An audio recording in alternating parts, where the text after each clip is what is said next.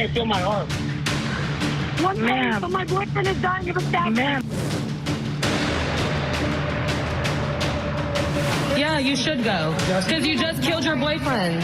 Yeah, you did. We are charging 26-year-old Courtney Taylor Clenney with 1 count of second-degree murder in Christian's death. This morning, we're spotlighting some brand new developments in the OnlyFans Model homicide case. Courtney Clenney and her mom and dad appeared to be in good spirits in court on Tuesday. There they are arguing, or there she is rather, arguing with her attorneys. Let me just start over. They were all in court. Her attorneys were arguing over whether or not Clenney and her parents had legal rights to access her boyfriend Christian Abumseli's laptop that was recovered at the crime scene. Prosecutors have said no, but Courtney Clenney's defense attorneys have said yes, that it was a shared laptop.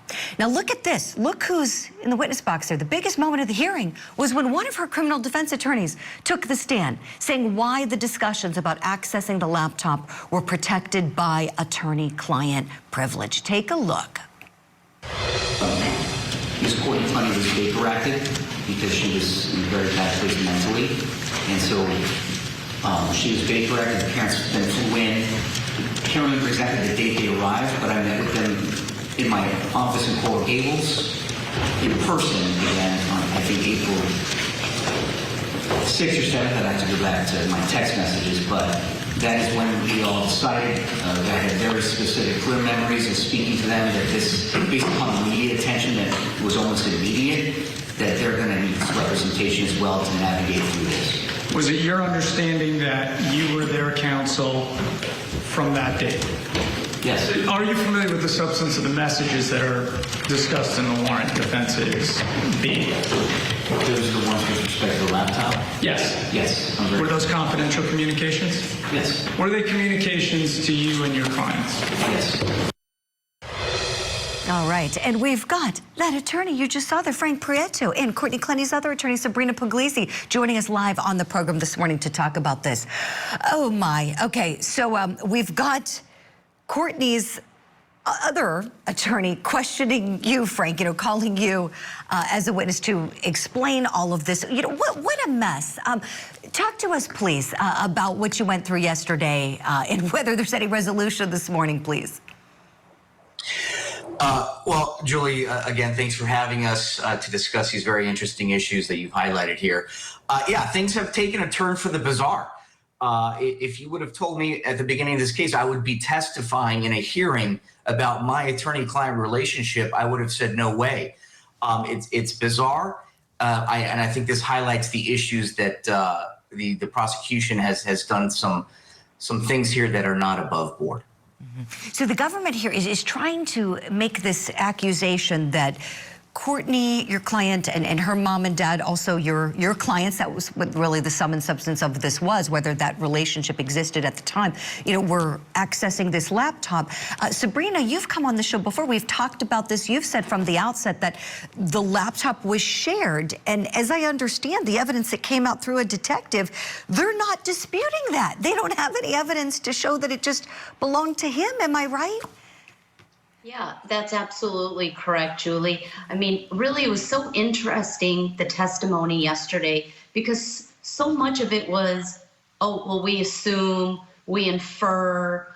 Nothing was concrete. Nobody said, we have this specific evidence. We know it was his. We know she didn't have access to it. We know she didn't know what the password was. And they make a big thing about the password. As soon as she was in jail, right? And as soon as she knew it was a numeric password, she gave the very first one that worked because she knows his password and she has access to his communications, just like he had with hers, which is really common for any spouse or anybody in a relationship, right? Mm-hmm. Certainly, right, Sabrina. And so I guess what stunned me was if the government's bringing these allegations, then where's the evidence to support their contention that the laptop didn't belong to her? Because if it did belong to her and she's able to access it and it was shared, then I don't see why time's being wasted calling Frank to the stand and making him testify. So Frank, you guys also you've got this motion to dismiss going on and the vindictive prosecution motion. Any rulings from the court on these yet? Not yet. Yesterday's hearing, Julie, went until I think 7:30 p.m.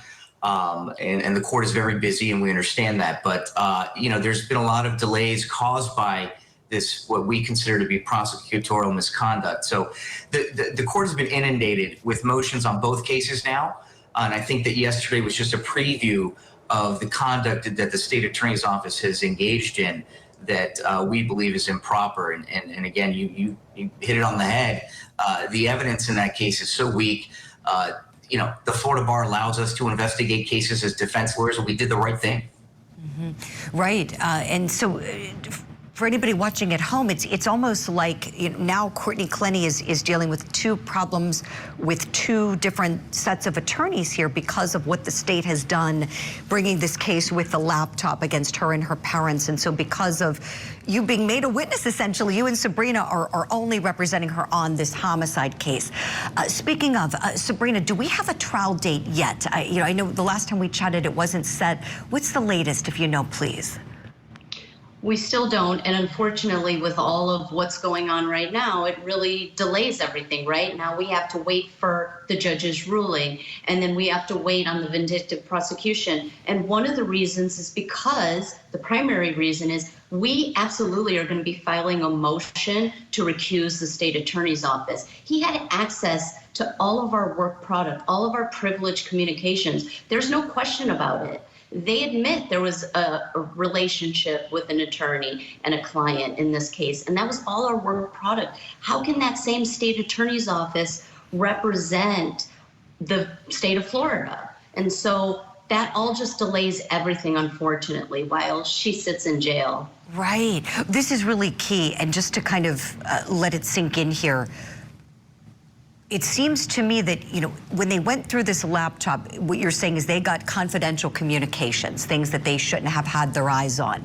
And so now that it's looked at by these prosecutors, it needs to go to a different independent agency that hasn't seen, your confidential communications. And to be clear, Frank, I think at the heart of all this was whether there was anything nefarious in the communications about erasing evidence, anything like that.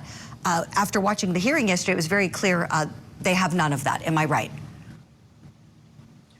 Julia, 100%, you're correct. And just to clarify, the invasion of the defense camp and the reading of the confidential exchange of information of work product and attorney-client privilege occurred when they served an iCloud warrant that returned the chats between myself, Ms. Puglisi, our investigator, my paralegal, the whole defense team, and her parents, which are clients.